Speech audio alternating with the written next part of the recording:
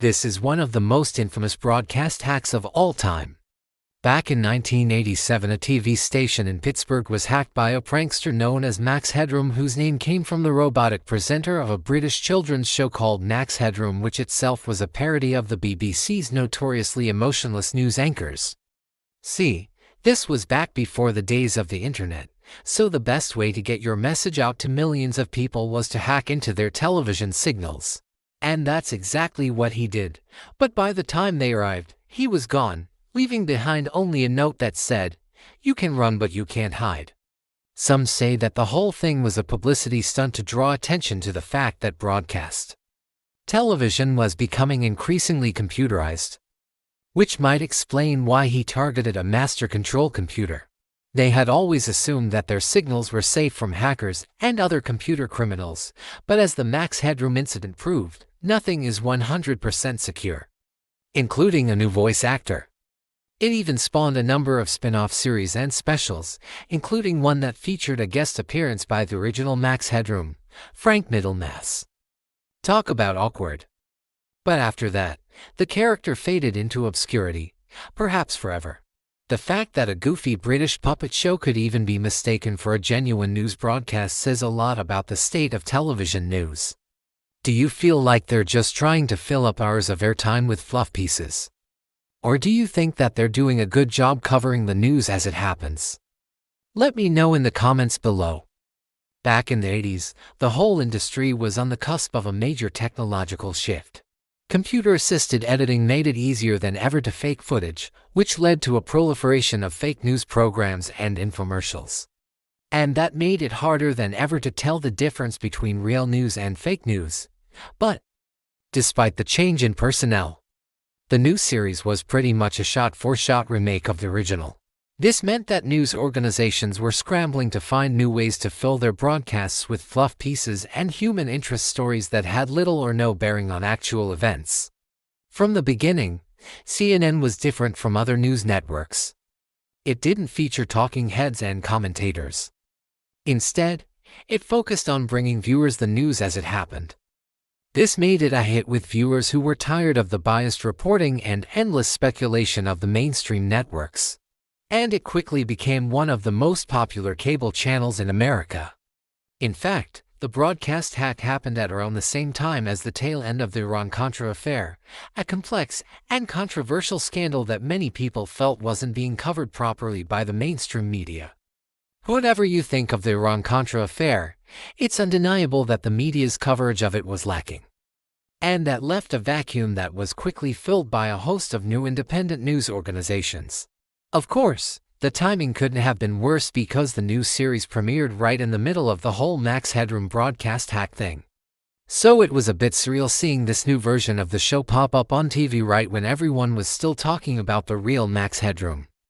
In fact, it was such a big deal that Congress held hearings on it, and the FCC created a new Office of Engineering and Technology to oversee the security of the nation's broadcast signals. Maybe not the most effective response, since it is not like broadcast TV is exactly a critical piece of infrastructure that we rely on to function as a society or anything.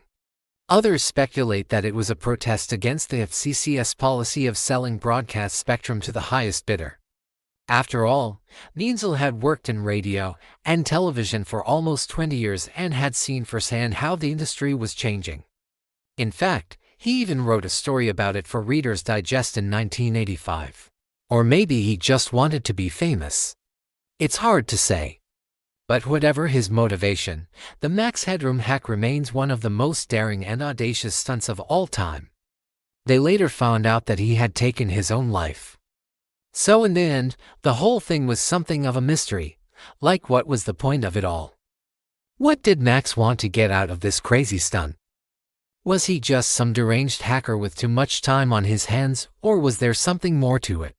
Well, we may never know the answer, but that doesn't stop people from speculating. For over a week, he disrupted broadcasts with messages like "This program is hijacked" and "Attention viewers," all in the signature voice of the Max Headroom character. But then things got really weird when one day, instead of the regular nightly news, the TV station started broadcasting a strange countdown timer that read 6 days. And it turned out that instead of just messing with the local channels, this guy had somehow managed to hack into the entire CBS television network.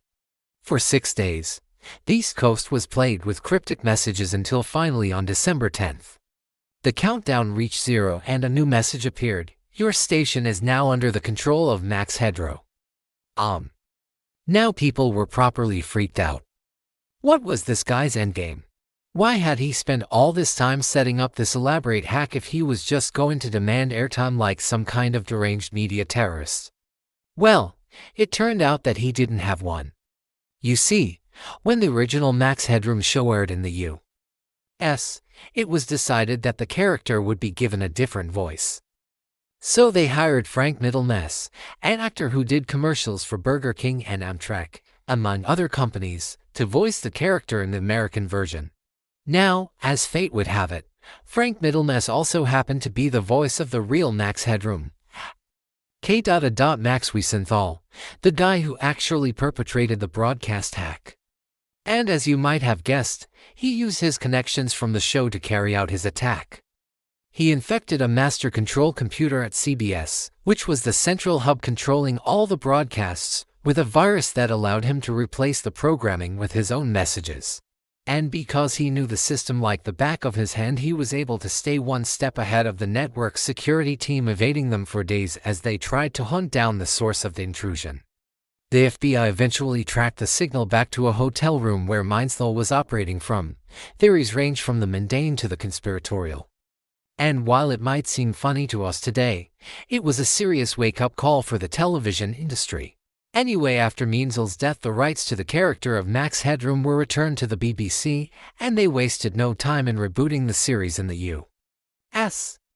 with a new cast and crew. But regardless of the controversy, the new series was actually pretty good and ran for 4 seasons until 1992. This was also around the time when cable news was starting to become popular.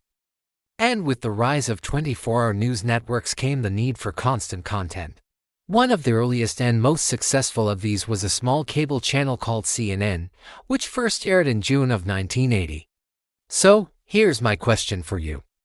When was the last time you watched a 24-hour news channel? Did you notice any bias? And of course, thank you to all my supporters for watching and commenting and hitting the bell icon. See you next time.